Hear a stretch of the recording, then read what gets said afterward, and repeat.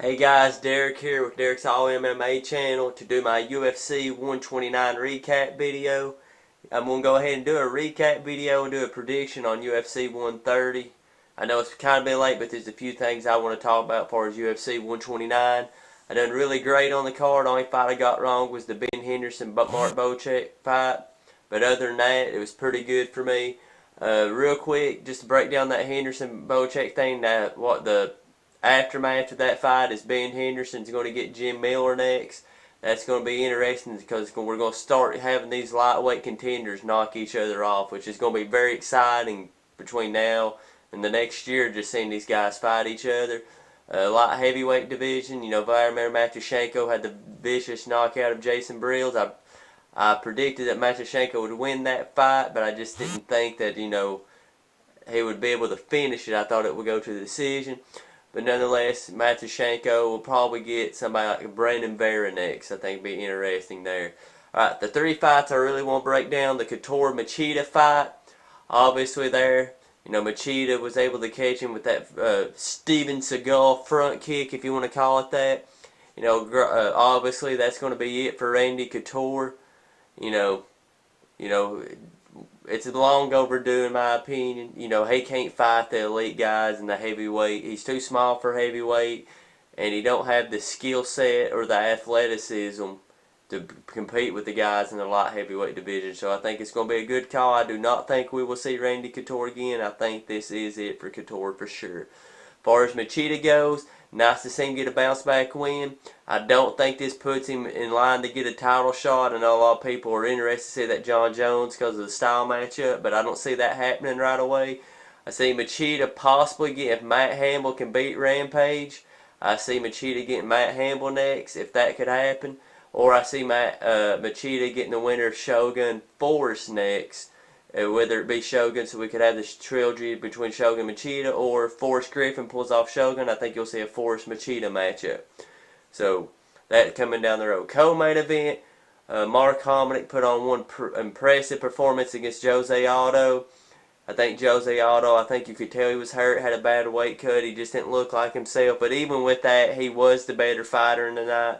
But you got to give it up for Hominick for having so much heart, and he did win that 5th round. But rounds 1 through 4, Jose Aldo just showed that he was, even at him not being 100%, was still a better fighter than Hominick.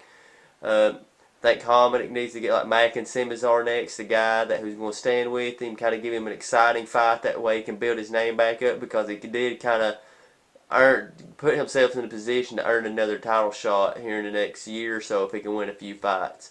As far as Jose Aldo, it's been talked about him fighting Chad Mendes next. I hate that. I think it's a bad idea. I don't think Chad Mendes has done enough to deserve a title shot. He's not really beat a top elite guy in that division. I like to see him fight like the winner. I like to see Mendes fight like the winner, Demetrius Johnson or Demetrius Johnson, Miguel Torres. Make him beat somebody like that, because I think Jose Aldo should get the winner of Kenny Florian, Diego Nunes. There's no reason for Kenny Florian to drop down to 145, beat a top contender like Diego Nunes, and then be put behind Chad Mendes. That makes no sense to me. Jose Aldo needs to beat somebody that UFC fans know, and Kenny Florian is an elite guy that everybody knows. So hopefully that happens. Kenny Florian gets by Diego Nunes, and we get Jose Aldo, Kenny Florian down the road, and not Kenny Florian, Chad Mendes. As far as the main event goes, I said it, guys, just very disappointed in GSP. A lot of people say he's winning fights. On 2 judges' scorecards, he only won by 1 round. So if any of those 2 judges scored any of the 3 rounds they scored for GSP, the Shields, he's not the champion. GSP very unimpressed with his performance. Was not impressed with GSP's performance at all. And it was,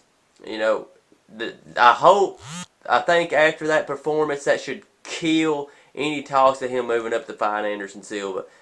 I mean, even if GSP right now said, okay, I'm moving up the middleweight, I think he should even have to beat a #1 contender to even get a fight with Anderson Silva, because to me, to move up, to just get a title shot, champion the champion, you need to be finishing guys.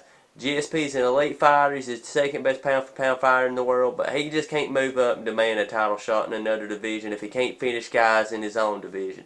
My opinion, You know, you guys let me know what you think. As far as Jake Shields go, I don't think Jake Shields is that great of a fighter. I think he's very one-dimensional. I like to see him fight Mike Powell next. I think him and Mike Powell are at the same level. Shields is probably a little bit better, but just to prove a point to where I think Shields is at on the roster, I think Mike Powell makes a lot of sense. As far as GSP goes, everybody's wanting to see Nick Diaz. I don't want to see Nick Diaz. It's not an intriguing fight for me. To me, everybody talks about Nick Diaz being the second best top 5 welterweight in the world.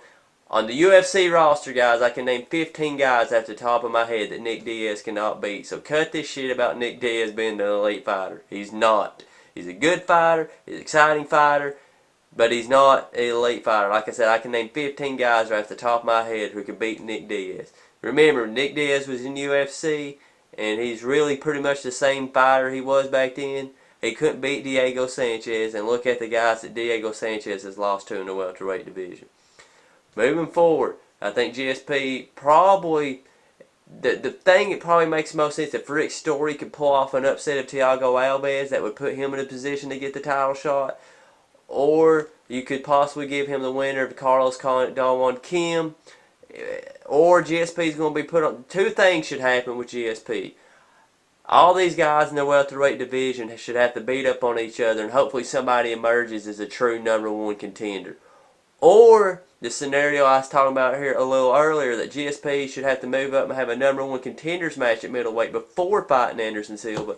And I think with all the problems with Chael Sonnen going on, that Michael Bisping fight isn't going to happen.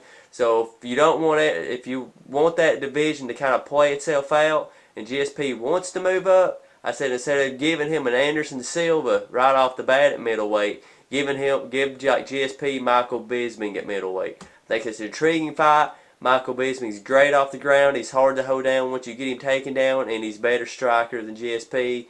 And that would be an interesting matchup for me if GSP wants to move up, is he should have to beat a top middleweight before getting a title shot. He shouldn't just get a title shot directly. You guys let me know what you think about that. Hopefully you guys watch this video. I know it's been put out late, but I wanted to put it out even though I didn't have time to. And I will get my UFC 130 predictions out. Please subscribe to my channel.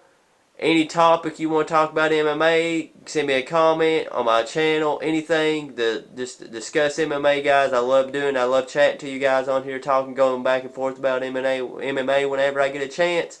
Peace out. Looking forward to the UFC 130 next weekend. I'll get my predictions out before the event. I promise. MMA forever.